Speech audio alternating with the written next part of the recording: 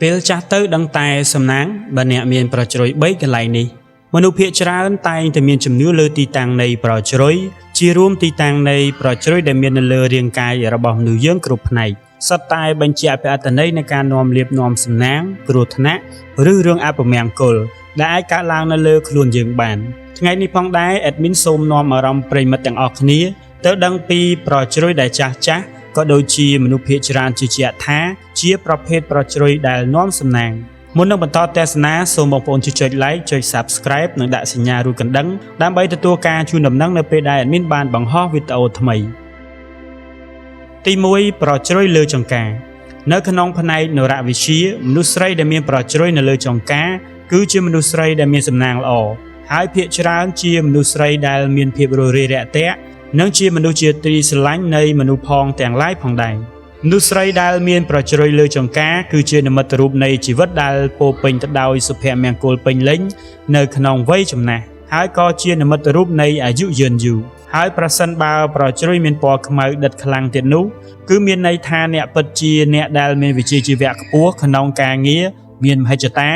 ហើយអនាគតនឹងក្លាយជាអ្នកមានទ្រព្យសម្បត្តិស្ដុកស្ដំនិងមានមនុស្សជាច្រើនគោរពស្រឡាញ់ទី2ប្រជ្រុយនៅលើត្រចៀកនៅក្នុងផ្នែកនរវិទ្យាប្រជ្រុយលើត្រចៀកគឺត្រូវបានគេទាយទុកថាអ្នកនឹងក្លាយជាអ្នកមានទ្រព្យសម្បត្តិស្ដុកស្ដំអ្នកមានសំណាងដែលមានប្រជ្រុយមួយនេះគឺជាមនុស្សដែលមានប្រេងសំណាងល្អមានប្រវត្តិគ្រួសារថ្លៃថ្នូរមានទ្រព្យសម្បត្តិបរិបូរណ៍មិនបាច់ត្រូវខ្វល់ខ្វាយពីរឿងអត់លុយចាយនោះទេពួកគេជាមនុស្សដែលអាចជោគជ័យលើអាជីពក្លាយទៅជាអ្នកមានជាមួយនឹងសមត្ថភាពផ្ទាល់ខ្លួនរបស់ពួកគេមនុស្សដែលមានប្រជ្រុយនៅកន្លែងនេះគឺមានការរស់នៅយ៉ាងសាមញ្ញដែលធ្វើឲ្យអ្នកដទៃមានអារម្មណ៍ថាស្និទ្ធស្នាលនឹងពួកគេទី3ប្រជ្រុយនៅលើសៀតផ្កាមនុស្សដែលមានប្រជ្រុយនៅកន្លែងនេះមិនថាពួកគេទៅធ្វើការនៅកន្លែងណានោះទេគឺនឹងតែងតែមានអ្នកជួយយកអាសាជានិច្ចសម្រាប់អ្នកដែលមានប្រជ្រុយលើសៀតផ្កាខាងស្ដាំមានន័យថាអ្នកនឹងទទួលបាននៅតំណែងល្អក្នុងកន្លែងការងារ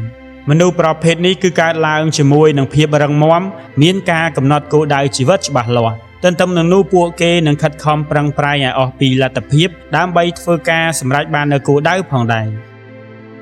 ជាការពិតណាស់សម្រាប់ការបកស្រាយនៅក្នុងវីដេអូនេះតើប្រិមិត្តបងប្អូនដែលជានារីមាននៅប្រជ្រុយទាំង3កន្លែងនេះដែរឬទេសូមខមមិននៅខាងក្រោមវីដេអូដើម្បីឲ្យadminបានដឹងពីចម្លើយរបស់បងប្អូនទាំងអស់គ្នាជួបគ្នានៅវីដេអូបន្តទៀត